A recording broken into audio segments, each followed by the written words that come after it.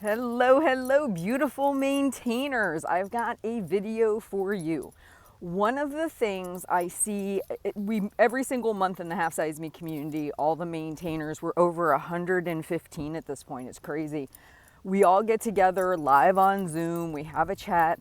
And one of the sticking points I often see for people maintaining a weight loss is this idea of reevaluating their maintenance range. So it's kind of like, and I have another video where I talk about, is your goal weight man-made or naturally occurring? And what that basically means is often we have a lower brain striving to get to a number. And when we get to that number, we feel we should desperately hold on to it no matter what, even in lieu of the data saying it isn't our maintenance range.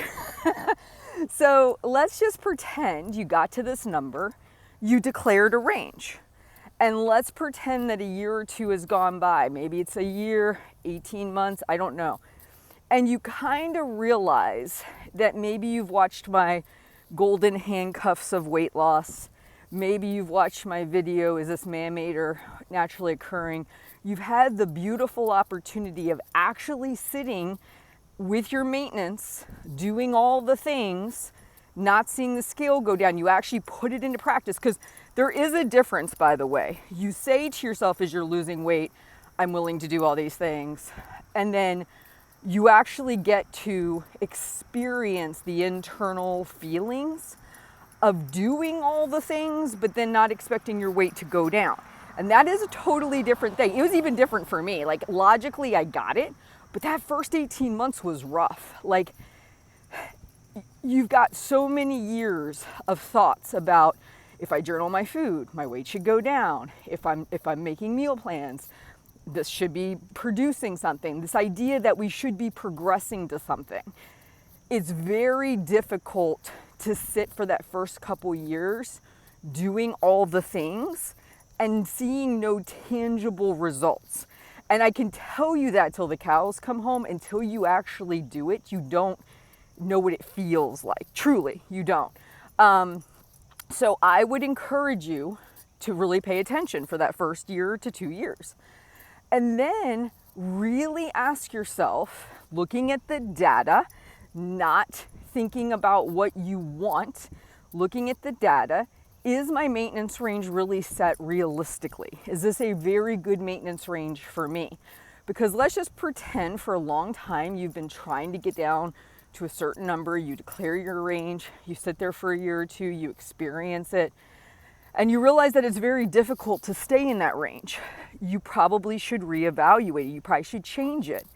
And that is not you failing. Hear me on this. That is not you failing. That was you throwing spaghetti at the wall, seeing what sticks, trying something that you've never done before, maintaining consistently, journaling, doing all the habits, not what you had done in your past where you dieted, gained it back, dieted, gained it back. No, this is a whole new experience. It's kind of like you go, I want to be a marathon runner. You've never done it before. You get off the couch and you're like, yeah, long distances, it's all for me. It's not for me, actually, but you get what I'm saying. And you're like, I'm going to train, I'm going to do all this. Well, how do you even know you're really going to enjoy it, because you've never done it before? How are you going to know that marathon running is really for you? You don't. Put on your shoes, go through the process, and then you have to reevaluate. Maybe you're more of a sprinter. Maybe you're somebody who rather would hike up mountains, right? But the reason I'm talking to you about this, it's kind of like we create a prison. I should weigh X. This is my range. I'm gonna stand here, guard the fort. Nobody's coming in, nobody's going out. This is what's happening. But after a year or two of actually living this experience and having concrete data, not feelings, is it what's best for you long term? Better to treat that first few years as a trial run, see what's going on. And I've had a lot of clients. I had one client, I coached her through weight loss. We got her to maintenance. I didn't talk to her for a year. She came back and said, I'd really like to coach with you again. I'm really struggling with this maintenance thing. I'm struggling with the mindset. I'm struggling with doing the habits. I've got all this data about my weight this last year. Can you help me? First thing I did as a coach, came in, I looked at the numbers. Where is your weight hanging out? What's going on? We moved her maintenance range. Very first thing we did. Now, she on her own probably never would have done it because she would have said, oh, that's okay for somebody else. I should not be the person who does that. But I am telling you right now, you are the person who should be doing it. Point blank.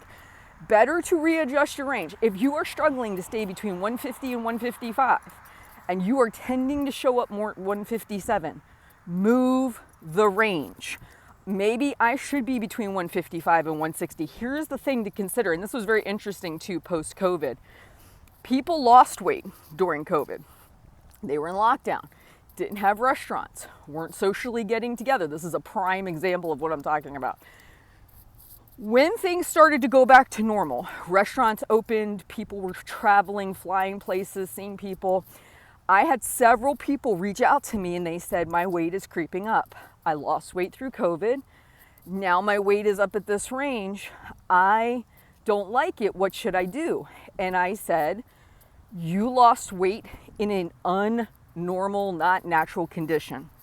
When I coached people before COVID, eating out, family get-togethers were things I was constantly having to coach around because they were part of everyday life. Weekends happened, right? Things like that.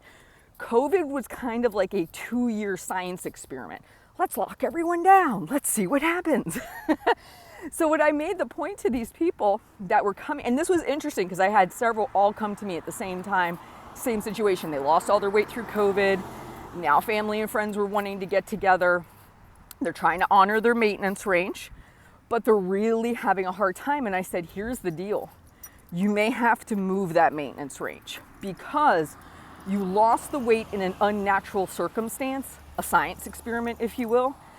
Now that you're in that free living society where you want to go have lunch with a friend, you want to get together with these people, you aren't going to have the exact same habits you did in a lockdown situation. You're just not.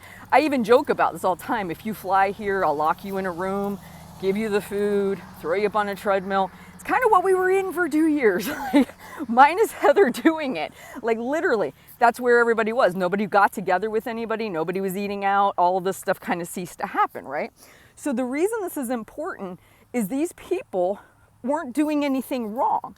Their weight was higher than they wanted it to be because where they set the range was under unnatural circumstances. They weren't really being completely honest with themselves because they hadn't lived it yet to know that they're not going to keep up with that rigidity in maintenance. So the very first thing I said is let's move your range because you eating out is probably not going to stop happening. And if you eating out is a part of your lifestyle, then you need to make sure your weight maintenance range honors that part of your lifestyle. And this can be true of maintainers at any point. If you were working for the first 5 years of maintaining and now you're retired and at home, you may notice a shift one way or the other. Your maintenance range could go down. It could go up. You may need to, these are all big lifestyle changes that can create a need to shift one's body weight. So the reason we're having this conversation, couple reasons. One, do not feel you've got to guard the fort like it can't be penetrated. Have the attitude when you set your range, let's see what happens. For a year, maybe 18 months, I collect data. How do I do through holidays? How do I do through vacation? How do I do when my lifestyle changes? I collect the data. Look, interesting. And I have a video that says, what I learned from 10.3 years of maintaining with my ranges. You may want to watch that as well. But really evaluate that and say, okay, where am I spending the majority of my time? Is this really the good maintenance range for me? Does it feel comfortable? Is it something I can keep up with? Because here's the deal. You lost 50 pounds, 30 pounds, 100 pounds. Better to switch the range, keep the majority of the weight off you've lost, versus fighting tooth and nail daily to stay at a lower range and then self-sabotage and slowly gain it back over time. You need to have a range you will honor, but it needs to be a realistic range, not one that you've dreamed up in your head that you want to force yourself to adhere to. It's not like that. It's like a biofeedback loop. Oh, for 2 years, I've tried to maintain my weight between 150 and 155. 50% of the time, I'm outside of that range. Then move the range, right? It's very logical, but you're going to get all up in your head about it. You're going to be like, but I should be, or, other people, or, why can't I do all the things? Because again, you haven't been here before. Very seldom do I meet somebody who's been maintaining 5 or 10 years that says, they had done that prior. Like, this is your first rodeo, right? Yes, you've lost weight a gajillion times. Maintaining feels different. There's a different feeling that comes in with that. There's also a different realization of what is really maintainable, because you're actually doing it, not just thinking about it. Not like, okay, yeah, I think this will be maintainable. You're actually putting it into practice. That's totally different. It's kind of like reading a book on how to build a car versus actually building the car, okay?